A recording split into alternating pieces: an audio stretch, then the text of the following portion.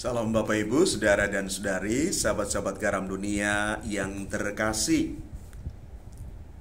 Bacaan pertama yang kita renungkan dari surat Rasul Paulus kepada jemaat di Roma, bab 4 ayat 1 sampai 8 hari ini, berbicara kepada kita sekalian tentang iman dan pengharapan yang menjadi kekuatan kita, yang tergambar di dalam diri Abraham. Abraham sungguh beriman dan percaya kepada Tuhan. Maka berbahagialah orang yang oleh imannya tetap setia kepada Tuhan dalam segala situasi hidup. Maka sudah pasti tangan Tuhan akan melindungi dia, dan juga belas kasihan Allah pasti mengampuni dosa, kesalahan juga kelemahan-kelemahannya. Karena itu mari kita belajar dari semangat iman Abraham.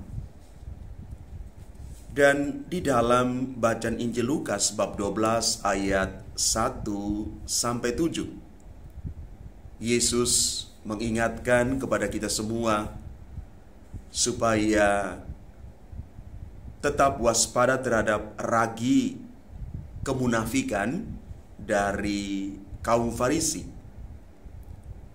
Bahkan Yesus mengatakan tiada sesuatu pun yang tertutup yang takkan dibuka, dan tiada sesuatu pun yang tersembunyi yang takkan diketahui. Karena itu apa yang dikatakan di dalam gelap akan kedengaran dalam terang, dan apa yang dibisikkan ke telinga di dalam kamar akan dimaklumkan dari atas atap rumah. Kemunafikan itu sesungguhnya tidak berarti di hadapan Tuhan. Dan sekali lagi, tidak ada yang tersembunyi di hadapan Tuhan. Maka takutlah akan dia, akan Tuhan, sebab Tuhan sungguh mengenal dan memperhatikan setiap kita. Bapak, Ibu, Saudara, dan Saudari yang terkasih, mengenal Tuhan dengan baik membuat hidup kita akan terasa lebih baik. Pengenalan ini meyakinkan kita akan kasih Tuhan yang tiada batasnya, kerahiman Tuhan yang mengampuni, dan Tuhan sungguh berkuasa atas hidup dan masa depan kita. Kalau kita berpegang pada Tuhan, maka masa lalu kita itu menjadi satu pelajaran yang berarti. Masa kini pasti punya makna, dan masa depan memiliki pengharapan yang pasti karena kita bersandar sepenuhnya kepada Tuhan.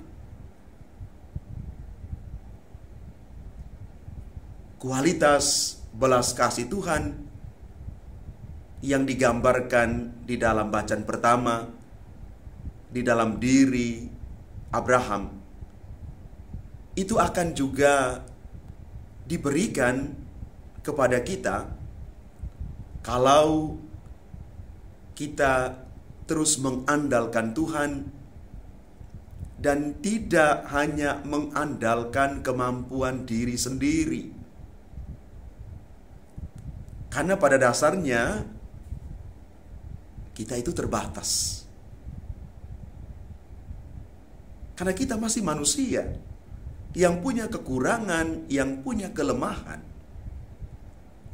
Kan itu sisi manusiawi kita menarik kita. Kedagingan kita mengarahkan kita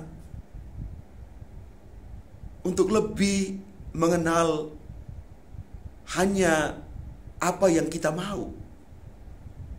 Tetapi kalau kita menumpukan seluruh hidup beriman kita kepada Tuhan, Tuhan akan memberikan kepada kita satu kualitas hidup yang luar biasa seperti yang dialami oleh Abraham.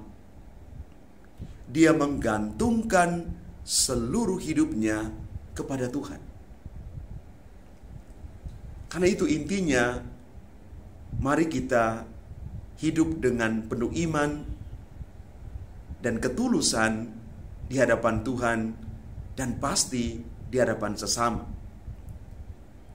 Karena kemunafikan itu adalah tanda bahwa kita belum mengenal Tuhan, bahkan diri kita sendiri dan juga sesama kita. Mari Bapak Ibu, Saudara dan Saudari yang terkasih, tunjukkanlah kualitas hidup kita yang baik dan benar, karena kita sesungguhnya adalah orang-orang yang dipanggil dan dibenarkan oleh rahmat dan belas kasih Tuhan sendiri. Tuhan memberkati kita sekalian. Amin.